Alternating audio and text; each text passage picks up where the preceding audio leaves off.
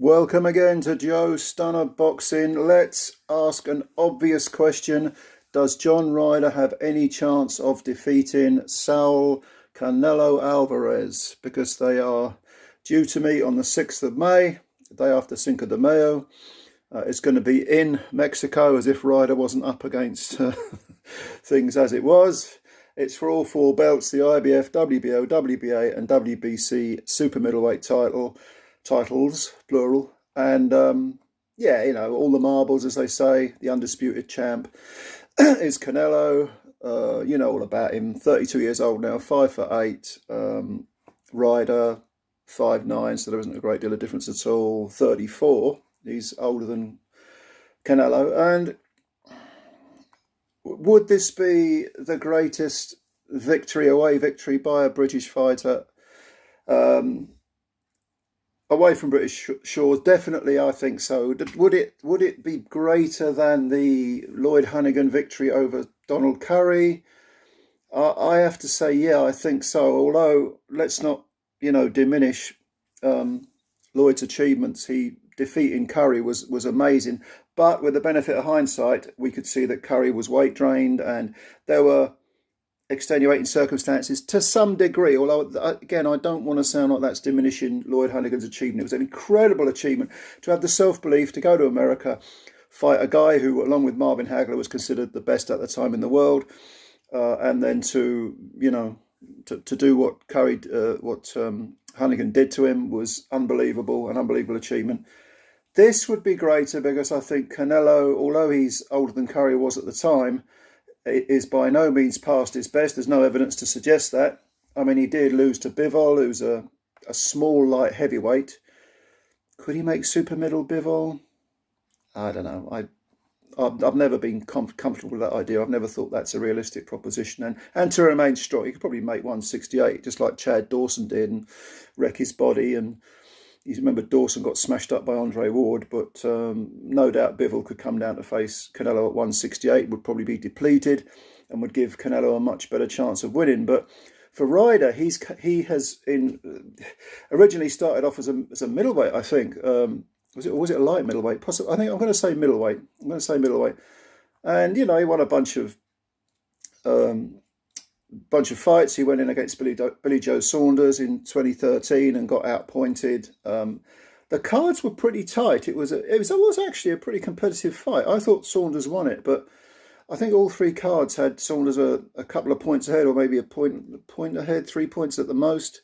And then that was for the British title, or British and Commonwealth, if memory serves. And then a few years later, Ryder got another chance for the British. That was in 2015, again at middleweight, and got stopped in 7 by Nick Blackwell, which was a real shocker because I thought he'd beat Blackwell. But Blackwell could really fight. People forget how good Blackwell was at domestic level. He was definitely pushing towards European level. And Blackwell, at that point, people were saying, that was in 2015, people were saying, well, what's Ryder got left? Should he carry on? Blah, blah, blah. He also lost to, this is unbelievable, really, he also lost to Jack Armfield. And Armfield at the time was 20-2. And I think Armfield packed it in 2018 after a loss to Tommy Langford. But so, Ryder had 3 defeats on his record, and he'd sort of petered out, if you like, at domestic level. But then he bumped up to super middleweight to have one last go, what we thought would be one last go, and he lost a split decision to Rocky Fielding for the British super middleweight title, which was vacant at the time. That was in 2017, and again, he gave a very good account of himself, but people were saying, okay, he's domestic level, he's a good fighter, might, if matched right, perhaps could go on and win the British title again. Well, that was his third attempt at a British title, and he lost all 3. But perhaps Ryder could go on to fight again for the British, or maybe even progress to the European. And then he went abroad and he beat Patrick Nielsen in only 5 rounds, knocked him out in 5 rounds. No, he didn't go abroad. That was in Britain, wasn't it? Yeah. What am I thinking of? I'm thinking of another fight where he went abroad. I'll maybe it'll come to me in a moment. But no, that was in Britain. That was at Wembley, and he beat Nielsen in 5 rounds, which was a good win because Nielsen was 29 wins and 1 defeat at the time. Then Ryder took on Jamie Cox and got rid of him in 2 rounds. And Ryder was fighting essentially as the away fighter in a lot of these fights. And in fact, Jamie Cox at the time, I think, was signed to Matchroom. And after that 2018 defeat, he never fought again. So his career just didn't fulfill what was once expected of him. Then Ryder beat Andre Sorokin, beat him over 7 rounds stoppage at the Copper Box, and that was again an undefeated scalp, so that put him back into the mix. And then he fought Callum Smith. This was in 2019. And like a lot of people, I thought he clearly beat Callum Smith for the WBA and WBC world titles. And Smith somehow got a unanimous decision. To this day, I don't know how. I definitely thought Ryder won that fight. But Ryder was so unlucky. He was always going to be, the nearly man. Always the bridesmaid and never the bride. Because I know, and I remember Joe Gallagher saying, "Oh, it's rubbish. Callum Smith clearly won that fight. Absolute garbage. Your fighter lost, and you damn well know it." Okay, it's one of those fights. It wasn't quite as bad as the Catterall Josh Taylor thing, where it was just an absolute either shameless skullduggery, shameless corruption, or absolute cast iron incompetence. Well, there was slightly more leeway with this fight, but a unanimous decision for Callum Smith in that fight against John Ryder, never. And some of the cards, I think a couple of them were like 4 or 5 points ahead for Smith. I don't know what they were watching. Anyway, again, he rebuilds. John Ryder does. He rebuilds. And he has a couple of wins, a couple of half-decent wins, and culminating, he had a couple of wins against, I think it's Journeyman, and then he went in with Daniel Jacobs and won a split decision, which ironically I thought he lost. I thought Jacobs won that fight. But, finally, Ryder gets the rub of the green. And then he fights Zach Parker, who had a chance to fight, who am I thinking of? He had a chance to fight for the belt, didn't he? For one of the belts, and didn't take it. And Parker went in with Ryder, and to everyone's surprise, including my own, Ryder forced Parker to retire after 4 rounds, and that got him this Canelo fight. Well, it just shows you, perseverance in life, in boxing, but certainly in life, you cannot be overstated. Because you think about, Ryder, 3 British title shots, lost all 3, one of them by stoppage. When he finally gets a world title fight, he looks like he's won it and he doesn't get the decision. He continues to carry on. Again, very often the B side, not the A side, the B side. And the Parker fight, by the way, was for the WBO interim world title, whatever the hell that is. But at least it got him this Saul Alvarez fight.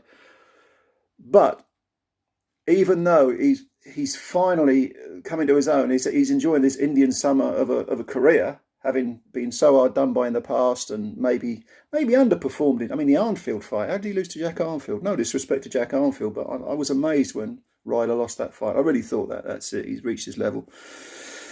But can he defeat Saul Canelo Alvarez? I can't see it myself. I'm not even going to go through Alvarez's record. You know what it's like. You know what Alvarez does. And okay, yes, he did lose to Bivol. That was 2 fights ago. But he came back. He beat an old, frankly, tired-looking Gennady Golovkin, who was 40 at the time. Outpointed him. I still think you can make a very strong case for Golovkin winning those first 2 fights. I am someone who has always had reservations about Canelo. And it isn't just because he failed a drugs test, which comes into it without a shadow of a doubt. That comes into it. And I'm very suspicious of some of his, shall we say, training camps since he failed that drugs test. But it isn't just that. I think he's slightly overrated. I think he's an extremely good fighter. and he has shown the willing to fight anyone. I don't think you can doubt that, but I just have a lot of suspicions over him, over how he goes about going up from 154 to 160. That wasn't an unrealistic jump, but to then become unified 168 champ, and to look the way his body was structured, the way he looked, the way, yeah, I've got doubts, and you know what I mean by doubts. But I don't see John Ryder beating him. I think John will go there. I will give his all. I don't think it will be a Rocky Fielding type blowout. I think Ryder's got a style that Golovkin will favour. Canelo will favour. I think Canelo will like.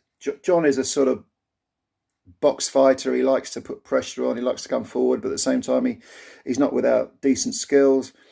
But I just see him being second in every department. I'm struggling to think of a single department where I'd give John an edge over Canelo. In terms of power, I think Canelo's better, physical strength better, boxing skills better, experience. Canelo's got more experience. I mean, I just don't see it. So I definitely see Ryder for the first 2 or 3 rounds, giving it large, hanging tough, getting settled into the occasion. And my God, what an occasion over in Mexico. Cinco de Mayo, one day removed. But I see eventually Canelo probably starting to go to work around about the 3rd round, busting John up in 4th and 5th, and maybe stopping him around the 5th or 6th. I'll go with a 5th, but 6th, middle rounds. I don't see it going past the middle rounds. I suppose I was going to say maybe Ryder is.